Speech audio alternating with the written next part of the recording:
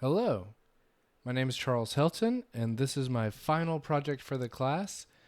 And in it, we're going to do the analysis and redesign of a DeWalt drill.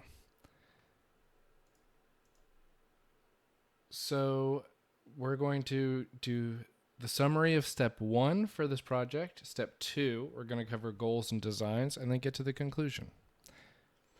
So that's my drill. Here it is. And we're going to do step 1. The drill has a strong battery, a comfortable shape and grip, and a built-in flashlight to help do work in dark places.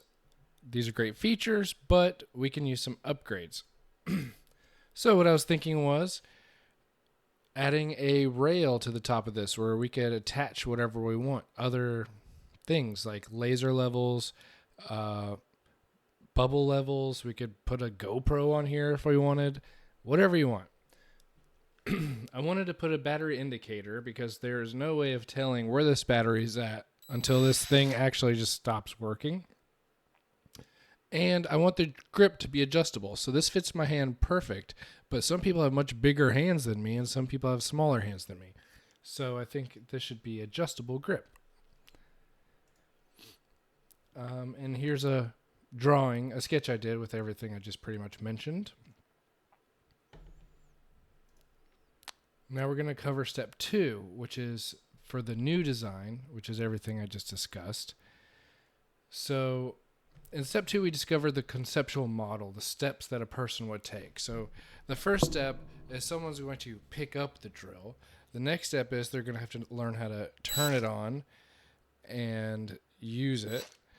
And the next thing is they have to figure out how to store it. Other than that, if you're taking my new additions into consideration, you'll have to know how to use a bubble level, which I want put in the back of it, how to use the rail and detach things from it and attach things, and how the visual cues work with the battery indicator lights that I want to add. So affordances and signifiers. Affordances is what does this thing actually do? So it screws, drills, cuts, and it could be a light. If you could hear that it's not on, but the light could still act as a flashlight. And so the signifiers that it's on is the light itself. I could tell that there's still power in the battery because of it. Another signifier is the sound. And another signifier is even if you can't hear, you can see if this drill bit is moving or not. So those are some signifiers or feedback. The 7 stages of action.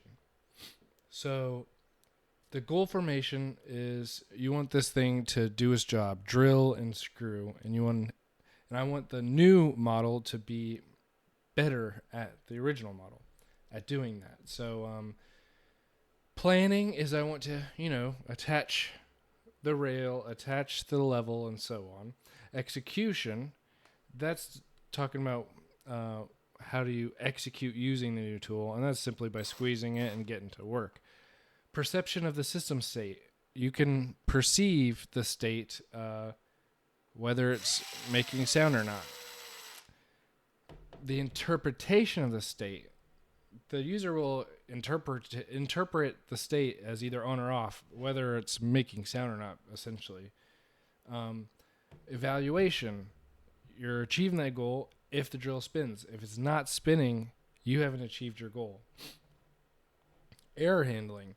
Other than malfunctions or faulty pieces of the drill, an error would be the battery itself. So how we would handle that is by adding the LED lights so we can visually see that. And here's the final sketch with the bubble on the top. I've got a rail on the top, and in this case, I've attached a magnetic tray to the rail. Yeah. So that's it. We cover step 1, step 2, and then the goals and redesign. So thank you very much.